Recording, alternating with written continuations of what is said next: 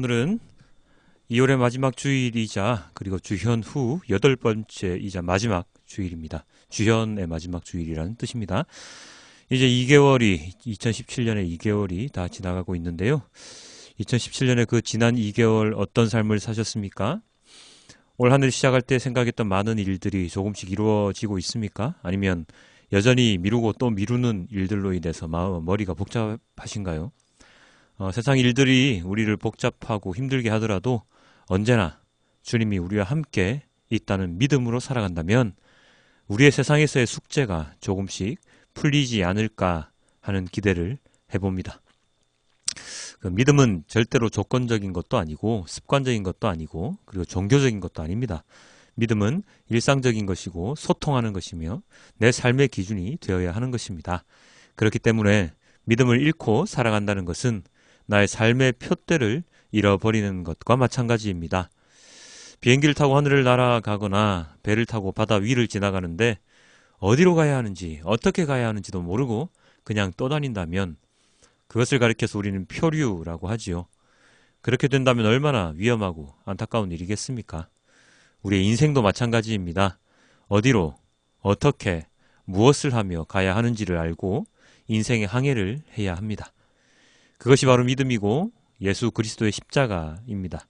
그 기준, 내 삶의 기준이 되는 예수 그리스도, 그 말씀을 매일같이 잊지 않고 살아가는 우리들이 된다면 세상에서 표류하는 일은 없을 것이고 힘든 일이나 어려운 일들도 쉽지는 않겠지만 포기하지 않고 잘 풀어나갈 수 있을 것입니다.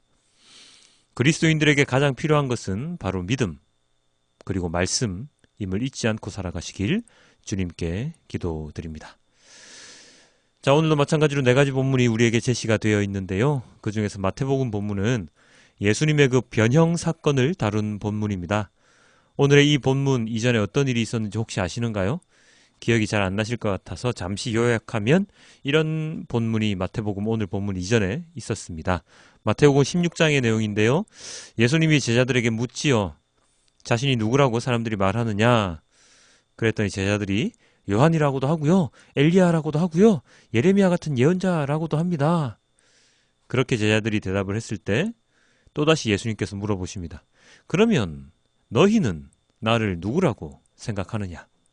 그때 베드로가 아주 유명한 말을 남기죠.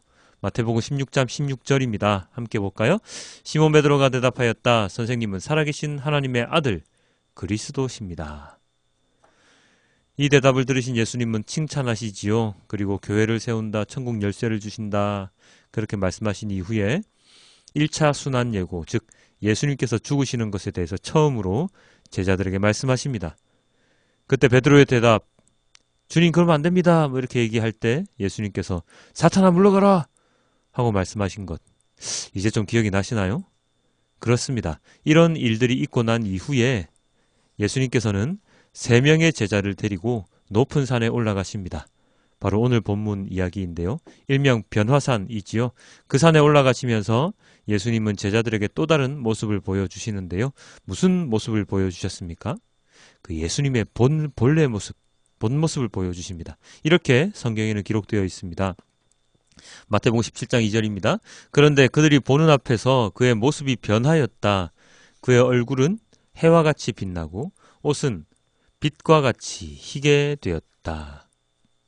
그 어떤 것보다 밝은 예수님의 모습, 이전에 볼 수 없었던 예수님의 모습이었습니다.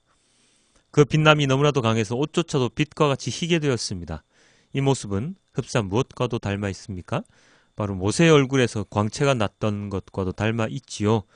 그런데 모세의 그 얼굴의 광채, 그 빛남은 주님과 이야기를 했기 때문에, 여호와 하나님과 이야기를 했기 때문에 빛난 것이었지요. 즉 해로 인해서 달이 빛나는 것처럼 주님의 여호와 하나님의 빛이 모세에게 반사되어서 나타났던 것입니다. 그러나 예수님의 이 변화된 모습, 빛나는 모습은 그런 것과는 성질이 다릅니다. 그 자체로 빛이 나신 것이죠. 한마디로 뭐라고요? 자체 발광이신데요. 이것은 무엇을 우리에게 알려줍니까? 바로 육신을 입고 계신, 육신의 옷을 입고 오신 예수님이시지만, 우리와 동일한 모습의 예수님이시지만 그 본질은 바로 빛을 내시는 그 빛 자체라는 것을 의미합니다. 빛 그 자체라는 말은 또 무슨 의미입니까? 바로 하나님, 그분이 바로 하나님이시라는 것이지요. 아까 마태복음 16장을 제가 요약해 드릴 때 예수님의 정체에 대해서 제자들이 이야기하는 것을 우리는 들을 수 있었는데요. 그런 대화의 내용들에 대해서 예수님께서 직접 자신이 어떤 존재이신지를 제자들에게, 그것도 가장 아끼는 제자들에게 보여주신 사건이 바로 오늘의 이 변화산 사건입니다. 산에 올라서 변화하신 예수님은 그 이후에 누구와 대화를 나누셨습니까? 바로 모세와 엘리야입니다. 모세와 엘리야는 이스라엘 백성들에게 어떤 존재들입니까? 모세는 율법의 대표이고 엘리야는 예언자의 대표이지요. 즉 이스라엘 백성들이 가장 중요시 여기고 가장 숭상하는 그 대표주자들이 바로 모세와 엘리야입니다. 그분들과 예수님이 함께 이야기를 나누는 모습을 보여주셨다는 것은 그것을 본 제자들로 하여금 믿을 수 없는 일, 감히? 어떻게? 라는 표현을 쓸 수 있을 정도의 그러한 어떻게 저런 분과 이야기를 우와 우리 예수님 정말 대단한 분이셨구나 하는 것을 알 수 있도록 만들어주시는 그러한 사건이었지요. 오죽했으면 그 상황을 계속 유지하고 싶어서 베드로가 초막셋을 짓겠다고까지 말을 했겠습니까? 물론 본질에서 벗어난 이야기였지만 말입니다. 어찌되었든 예수님의 존재는 제자들이 생각했던 그런 수준의 예수님이 아니셨습니다. 그들에게 정확하게 예수님이 어떤 분이신지를 알 수 있도록 이 변화산에서 많은 일들이 일어나고 있었지요. 형체가 변화하신 것과 더불어서 율법과 예언의 대표 주자들까지 그들에게 보여주셨고 이제 마지막으로 예수님의 본질에 대해서 누군가가 어떤 이야기를 하는데요. 어떤 이야기를 할까요? 17장 5절입니다. 베드로가 아직 또 말을 하고 있는데 갑자기 빛나는 구름이 그들을 뒤덮었다. 그리고 구름 속에서 이는 내 사랑하는 아들이다. 나는 그를 좋아한다. 너희는 그의 말을 들어라. 하는 소리가 들려왔다. 마지막으로 음성이 들려왔습니다. 빛나는 구름 속에서 들려온 음성은 제자들이 두려워서 얼굴을 땅에 대고 엎드려 피할 정도였는데요. 그 음성의 내용은 예수님의 본질을, 본래의 모습을 확실하게 알려주고 계십니다. 베드로가 16장에서 고백했던 것처럼 예수님은 하나님의 사랑하는 아들이라는 것을 분명하고도 명확하게 알려주고 있지요. 오늘의 이 변화선 사건에서는 이 부분이 가장 중요합니다. 예수님이 누구이신지를 제자들에게 확신시켜 줌으로써 예수님의 모든 말씀과 행적 그리고 앞으로 일어날 일들에 대해서 제자들이 믿고 따를 수 있도록 보여주신 것입니다. 이 사건이 제자들에게 명확하게 각인이 된 것은 각인이 되었다고 자신있게 말할 수 있는 이유는 바로 오늘 본문 베드로 후서를 보면 알 수 있는데요. 베드로 후서는 마태복음의 이 변화산 사건을 사람들에게 이렇게 말해주고 있습니다.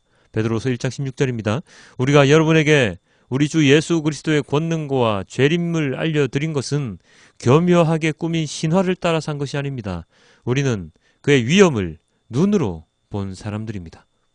제자들, 예수님께서 부활 승천하신 이후에 제자들은 무엇을 하는 자들이 되었습니까? 바로 예수님의 증언자들이 되었지요. 예수님에 대해서 증언을 하고 예수님의 복음을 전하는 자의 삶을 살아가고 있었습니다. 바로 그 삶을 증언하는 그 모습이 바로 오늘 베드로 후서에 기록이 되어 있는데요. 그들, 제자들이 말하고 이야기하는 모든 것들이 신화를 이야기하는 것이 아니라 허황한 이야기가 아니라 자신들이 직접 경험한 것이라는 것을 분명하게 해주고 있습니다. 그들이 변화산에서 들었던 그 음성에 대해서도 명확하게 이야기함으로써 그들의 이 증언들, 예수님에 대한 증언이 허언이 아니라 지어낸 이야기가 아니라 그 당시 유행하던 거짓 교사들이나 이단들과 명확하게 차이가 있는 그러한 이야기임을 알려주고 있습니다. 그와 동시에 우리들, 현대를 살아가는 우리들에게도 재차 확인시켜 주고 있습니다. 그들은 예수님과 함께 생활하였고 말씀을 직접 들었고 그리고 예수님의 본 모습을 명확하게 본 자들이었습니다. 예수님께서 세례 요한에게 세례를 받으실 때에 예수님의 본질이 드러났었지요. 그렇지만 그 이후에 또다시 이렇게 명확하게 드러내 주심으로 인해서 제자들의 믿음을 더욱더 곤고하게 해 주시는 것입니다. 그리고 우리들도 이 땅을 지금 이 시대를 살아가는 우리들 또한 믿도록 그것을 믿도록 이끌어 주시는 것이지요. 사랑하는 성도 여러분, 여러분은 예수님이 그리스도이시며 메시아이심을 믿으십니까? 무엇으로 믿으십니까? 우리는 성경의 말씀을 통해 믿을 수밖에 없습니다. 그 성경의 말씀을 통해서 우리의 믿음을 성장시켜 나갈 수밖에 없습니다.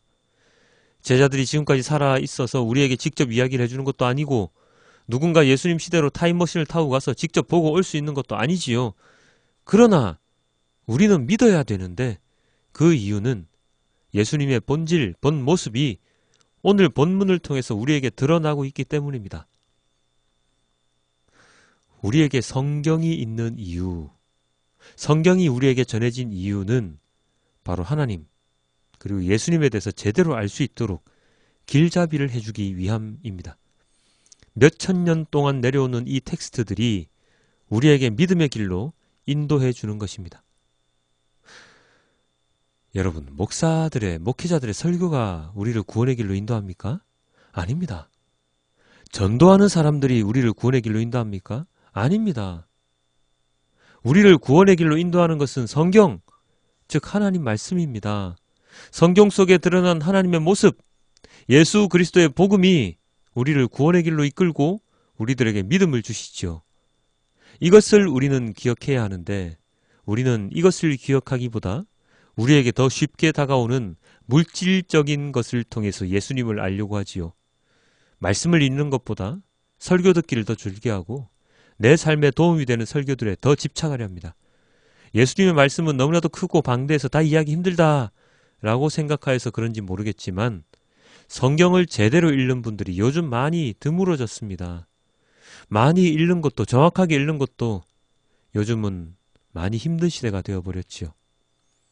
주로 성경을 몇 도겠다, 뭐 1도겠다, 2도겠다, 3도겠다, 난 100도겠어 하는 분들은 주로 연로하신 분들이 더 많습니다.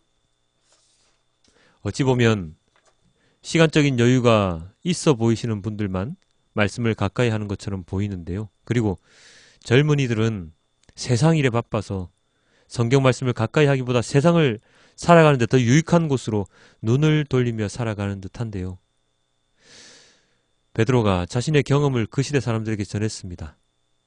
그 당시에는 복음서나 서신서가 없었기 때문에 예수님의 복음을 알 수 있는 방법은 그것밖에 없었기 때문이죠. 그래서 그들은 그런 방법으로 예수님을 전했습니다. 하지만 지금은 우리에게 성경이 있습니다.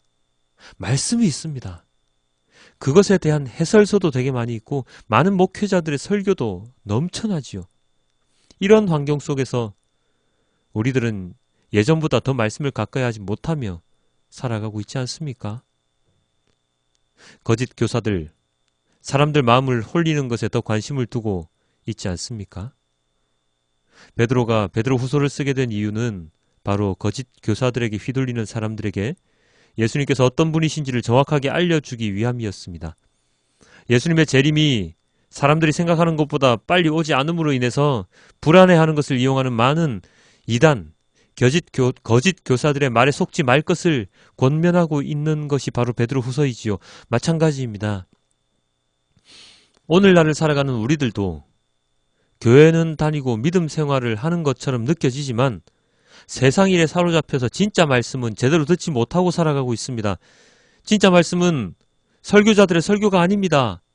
진짜 말씀은 주님이 우리에게 주신 성경, 성령 하나님께서 감동으로 주사 사람들로 하여금 쓰게 만드신 바로 그 성경 말씀 하나밖에 없습니다. 내가 읽고, 내가 듣고, 내가 묵상하는 말씀을 통해서 우리는 주님을 제대로 알 수 있습니다. 물론 설교를 듣고 아니면 경건서적을 통해서 은혜를 받을 수도 있고 말씀을 이해할 수도 있습니다. 하지만 그러나 그것보다는 내가 직접 읽고 묵상하는 것이 나의 믿음 생활을 더욱더 권고히 해줄 수 있음을 우리는 분명히 알아야 합니다. 사람들의 입을 통해서 한 번 더 걸러진 내용보다는 직접적으로 우리가 눈을 통해서 볼 수 있는, 보는 그 말씀이 우리에게 더욱 깊은 감동으로 자리 잡을 것입니다. 왜 우리는 영화나 책은 직접 읽으면서 말씀은 직접 읽거나 보지 않을까요? 영화나 책을 다른 사람의 입을 통해 듣는 것이 더 좋나요? 아니지 않습니까? 그런 것은 직접 보기 위해서 돈을 지불하고 시간을 할애하지 않습니까? 그런데 왜 말씀에 대해서 우리가 그만큼 나의 시간과 돈을 지불하지 않습니까? 투자하지 않습니까? 아니, 돈 들지 않습니다. 시간만, 나의 시간만, 나의 시각, 눈만 주님께로 돌리면 됩니다. 사랑하는 성도 여러분, 예수님께서 제자들에게 자신의 본 모습을 직접 보여주신 이유가 무엇이겠습니까? 그것은 그들에게 확실한 믿음을 주시기 위함이었습니다. 아무리 말을 해도 깨닫지 못하는 그들에게 직접적으로 보여주심으로써 그들이 가지고 있는 의심을 떨쳐버리게 하셨습니다. 그리고 이후에 일어날 고난에 대해서 그들이 믿을 수 있도록 하셨습니다.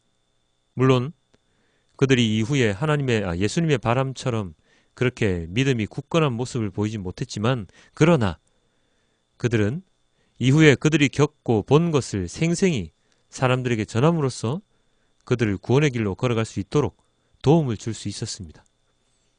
우리들도 마찬가지입니다. 우리들도 직접 말씀을 보고 내가 경험함으로써 사람들에게 복음을 전할 수 있는 자가 될 수 있습니다. 나 이런 거 봤어. 나 이런 거 경험했어. 너도 나처럼 해보지 않을래? 하고 당당하게 말할 수 있습니다. 간접적인 것을 말하는 것이 아니라 누가 이렇게 말하던 것 같던데, 그런 것이 아니라 직접적으로 제시해주고 이끌어줄 수 있지요. 그러한 자가 바로 온전한 그리스도인 아니겠습니까? 베드로후서 1장 19절입니다. 또 우리에게는 더욱 확실한 예언의 말씀이 있습니다. 여러분의 마음 속에서 날이 새고 샛별이 떠오를 때까지 여러분은 어둠 속에서 비치는 등불을 대하듯이 이 예언의 말씀에 주의를 기울이는 것이 좋습니다. 베드로 사도가 우리에게 명확하게 이야기합니다. 확실한 예언의 말씀, 주님이 주신 복음의 말씀, 물론 베드로가 직접적으로 말하고 있는 이 구절에서 말하고 있는 예언의 말씀은 구약의 말씀이겠지만요. 어쨌든 이 구절을 읽고 있는 우리들에게는 구약과 더불어서 신약, 즉 전체 성경의 말씀이라고 생각해도 좋습니다. 이 말씀이 우리들의 마음에 빛이 되고 별처럼 떠오를 수 있도록, 우리의 이 어두운 마음을 밝게 빛나게 할 수 있도록, 암흑 같은 세상의 등불과도 같은 말씀이 될 수 있도록 우리는 매일매일 나의 삶 속에서 주의를 기울여 보아야 합니다.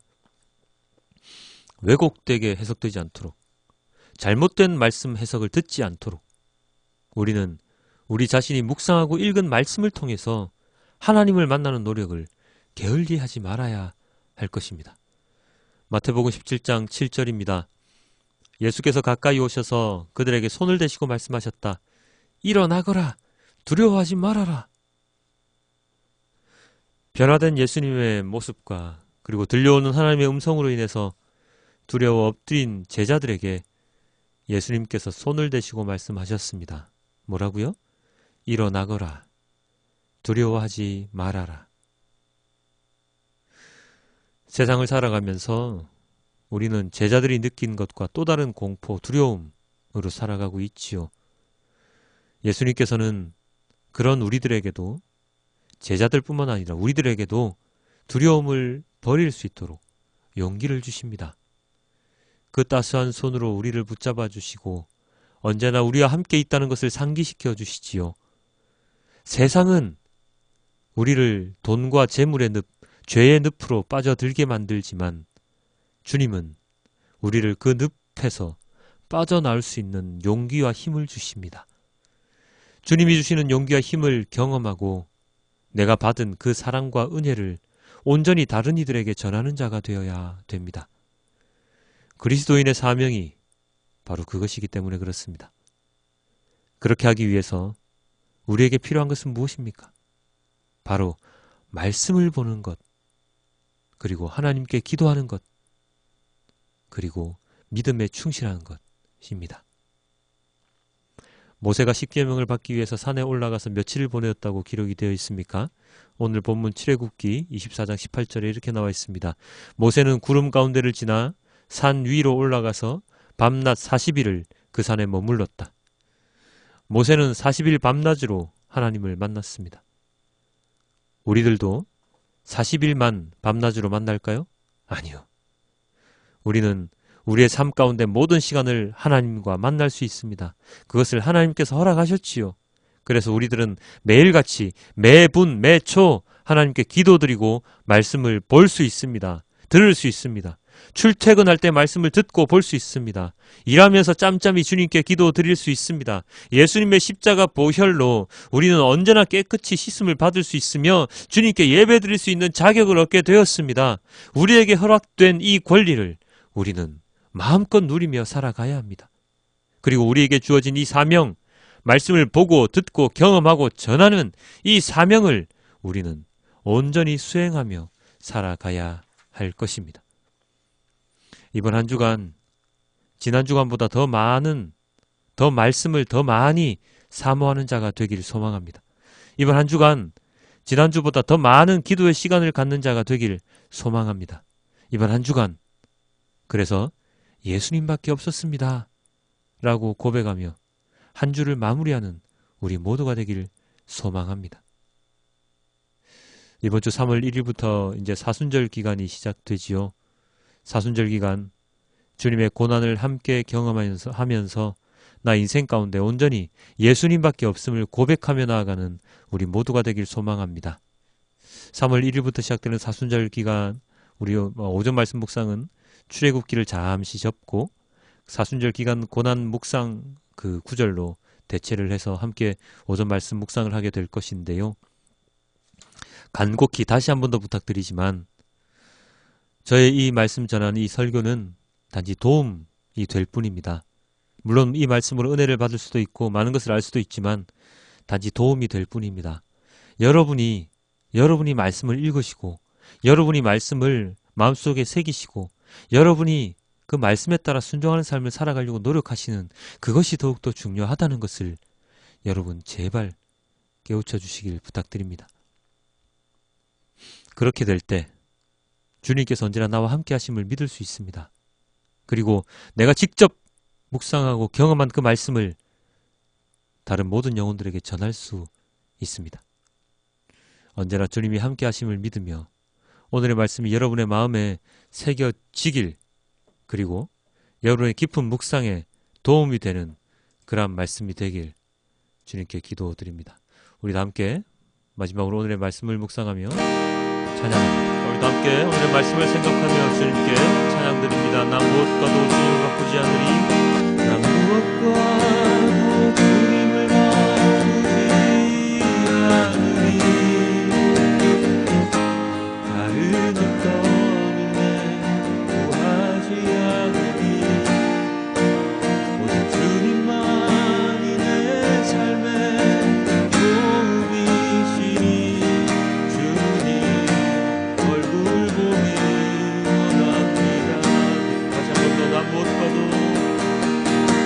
무엇과도 주님을 바꾸지 않으리. 다른 어떤 은혜 구하지 않으리. 오직 주님만이 내 삶의 도움이시니 주의 얼굴 보기 원합니다. 주님